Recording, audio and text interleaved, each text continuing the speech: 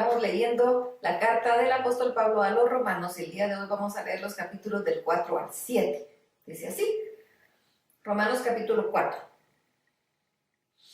Pensemos en lo que pasó a Abraham, nuestro antepasado. Si Dios lo hubiera aceptado con todo lo que hizo, entonces podría sentirse orgulloso ante nosotros.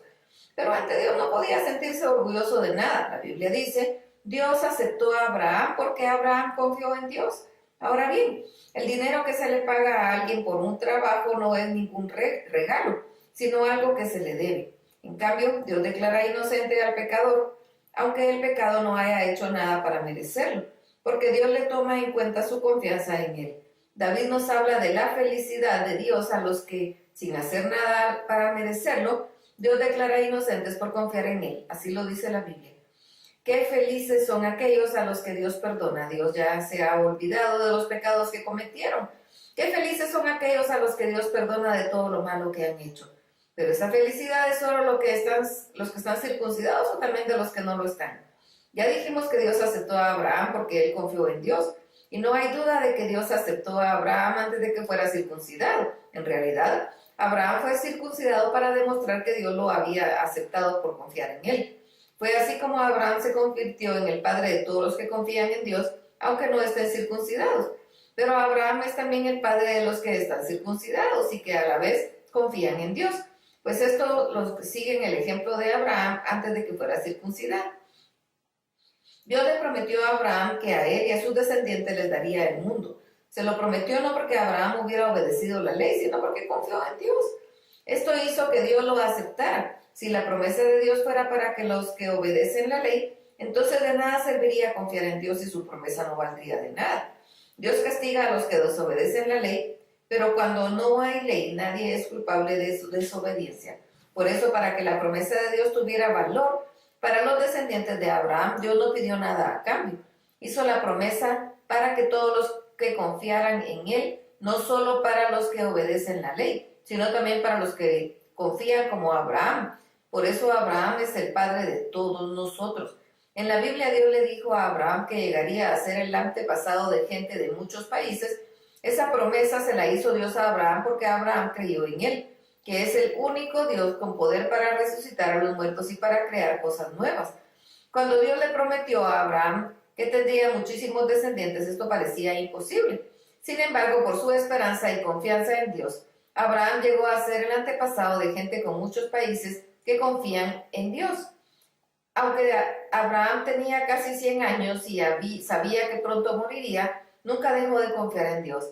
Y aunque sabía que su esposa Sara no podía tener hijos, nunca dudó de que Dios cumpliría su promesa. Al contrario, su confianza era cada vez más firme y daba gracias a Dios. Abraham estaba completamente seguro de que Dios tenía poder para cumplir su promesa. Por eso Dios lo aceptó. Y cuando la Biblia dice que Dios aceptó a Abraham, no se refiere solo a él, sino también a nosotros. Dios es el mismo que resucitó a Jesús nuestro Señor y nos acepta si confiamos en él. Dios entregó a Jesús para que muriera por nuestros pecados y lo resucitó para que fuéramos declarados inocentes. Romanos capítulo 5.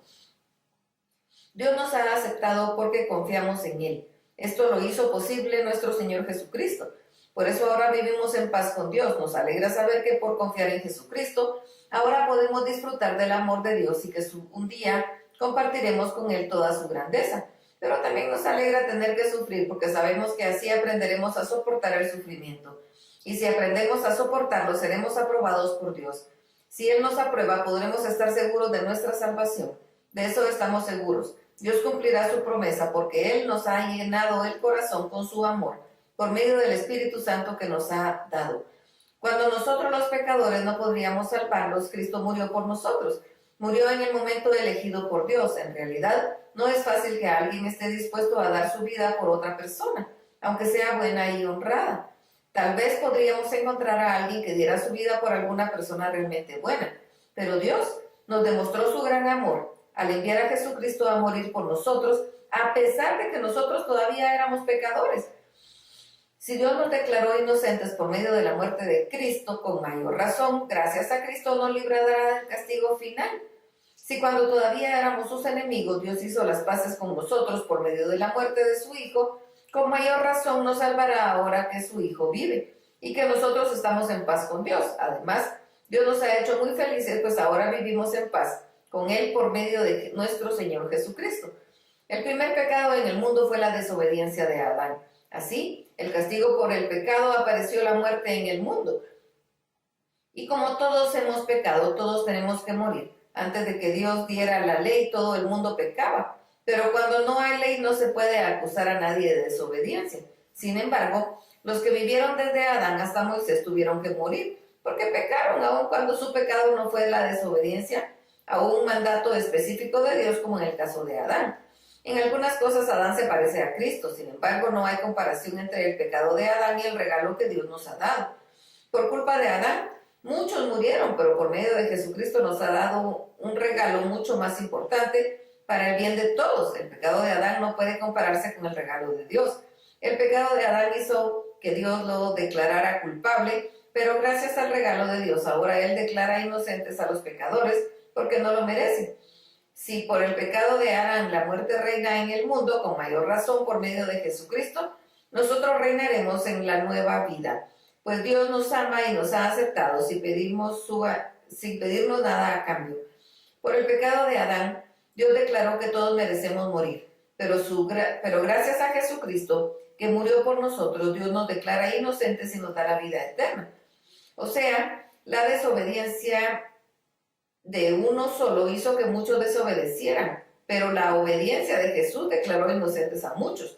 La ley apareció para que el pecado se hiciera fuerte, pero si bien el pecado se hizo fuerte, el amor de Dios lo superó. Y si el pecado reinó por la muerte, sobre la muerte, el amor de Dios reinó sobre la vida. Por eso Dios nos ha declarado inocentes y nos ha dado vida eterna por medio de nuestro Señor Jesucristo. Romanos capítulo 6. ¿Qué pues podemos decir? ¿Seguiremos pecando para que Dios nos ame más todavía? Por supuesto que no. Nosotros ya no tenemos nada que ver con el pecado, así que ya no podemos seguir pecando. Ustedes bien saben que por medio del bautismo nos hemos unido a Cristo en su muerte. Al ser bautizados morimos y somos sepultados por Él, pero morimos para nacer a una vida totalmente diferente. Por eso mismo pasó con Jesús cuando Dios el Padre lo resucitó con gran poder. Si al bautizarnos participamos en la muerte de Cristo, también participaremos de su nueva vida. Una cosa es clara, antes éramos pecadores, pero cuando Cristo murió en la cruz, nosotros morimos con Él. Así que el pecado ya no nos gobierna. Al morir el pecado perdió su poder sobre nosotros. Si por medio del bautismo morimos con Cristo, estamos seguros de que también viviremos con Él.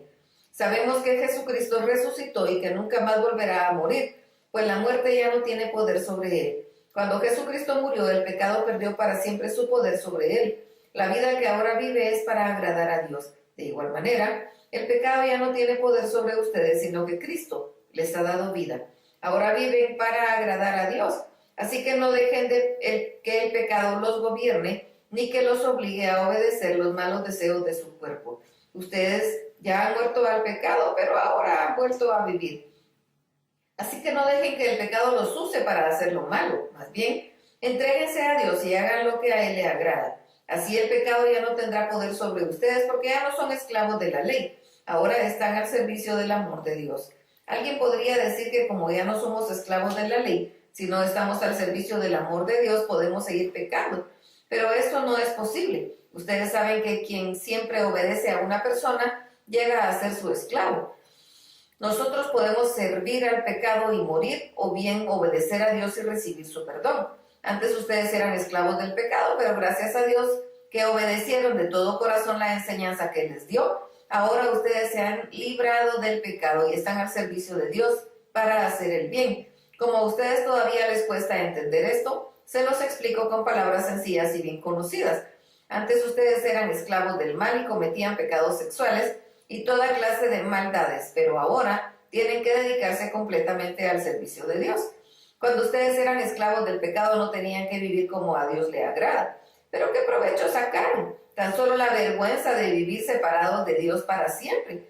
Sin embargo, ustedes ya no son esclavos del pecado, ahora son servidores de Dios. Y esto sí es bueno, pues el vivir solo para Dios les asegura que tendrán la vida eterna. Quien solo vive para pecar y recibirá como castigo la muerte, pero Dios nos regala la vida eterna por medio de Cristo Jesús, nuestro Señor. Romanos capítulo 7. Hermanos en Cristo, ustedes conocen la ley de Moisés y saben que debemos obedecerla solo mientras vivamos, porque, por ejemplo, la ley dice que la mujer casada será esposa de su marido solo mientras él viva. Pero si su esposo muere, ella quedará libre de la ley que se la unía a su esposo. Si ella se va a vivir con otro hombre mientras su esposo vive todavía, se podrá culparla de ser infiel a su esposo. Pero si su esposo muere, ella quedará libre de esa ley y podrá volver a casarse sin que se le acuse de haber sido infiel. Algo parecido sucede con ustedes, mis hermanos. Por medio de la muerte de Cristo, ustedes ya no están bajo control de la ley. Ahora ustedes son de Cristo, a quien Dios resucitó, de modo que podemos servir a Dios haciendo el bien. Cuando vivíamos sin poder dominar nuestros malos deseos, la ley solo servía para que deseáramos hacer más lo malo. Y así, todo lo que hacíamos nos separaba de Dios. Pero ahora la ley ya no puede controlarnos. Es como si estuviéramos muertos. Somos libres y podemos servir a Dios de manera distinta. Ya no lo hacemos como antes cuando obedecíamos la antigua ley, sino que ahora obedecemos al Espíritu Santo. ¿Quiere esto decir que la ley es pecado? Claro que no. Pero si no hubiera sido por la ley, yo no habría entendido lo que es pecado. Por ejemplo, si la ley no dijera que se dejen dominar por el deseo de tener lo que otros tienen, yo no sabría que es malo. Cuando no hay ley, el pecado no tiene ningún poder. Pero el pecado usó ese mandamiento de la ley y me hizo desear toda clase de mal. Cuando yo todavía no conocía la ley, vivía tranquilo. Pero cuando conocí la ley, me di cuenta de que era un gran pecador y de que vivía alejado de Dios. Fue así como la ley que debió haberme dado vida eterna, más bien me dio la muerte eterna. Porque el pecado usó la ley para engañarme y con esa misma ley me alejó de Dios. Podemos decir entonces que la ley viene de Dios y que cada uno de sus mandatos es bueno y justo. Con eso no estoy diciendo que la ley que es buena me llevó a la muerte. De ninguna manera. El que hizo esto fue el pecado que usó un mandato bueno. Así por medio de un mandato bueno todos podemos saber lo que realmente es malo y terrible que es el pecado. Nosotros sabemos que la ley viene de Dios, pero yo no soy más que un simple hombre y no puedo controlar mis malos deseos. Soy un esclavo del pecado. La verdad es que no entiendo nada de lo que hago, pues en vez de hacer lo bueno que quiero hacer, hago lo malo que no quiero hacer. Pero aunque hago lo que no quiero hacer, reconozco que la ley es buena. Así que no soy yo quien hace lo malo, sino el pecado que está dentro de mí. Yo sé que mis deseos egoístas no me permiten hacer lo bueno, pues aunque quiero hacerlo, no puedo hacerlo. En vez de lo bueno, quiero hacer hago lo malo que no quiero hacer. Pero si hago lo que no quiero hacer, en realidad no soy yo quien lo hace, sino el pecado que está dentro de mí. Me doy cuenta entonces de que aunque quiero hacer lo bueno, solo puedo hacer lo malo. En lo más profundo de mi corazón, amo la ley de Dios, pero también me sucede otra cosa. Hay algo dentro de mí que lucha contra lo que creo que es bueno. Trato de obedecer la ley de Dios, pero me siento como en una cárcel, donde lo único que puedo hacer es pecar. Sinceramente deseo obedecer a la ley de Dios, pero no puedo dejar de pecar, porque mi cuerpo es débil para obedecerla. Pobre de mí, ¿quién me librará de este cuerpo que me hace pecar y me separará de Dios? Le doy gracias a Dios porque sé que Jesucristo me ha librado. ¡Ay, qué bendición! Hasta aquí la lectura.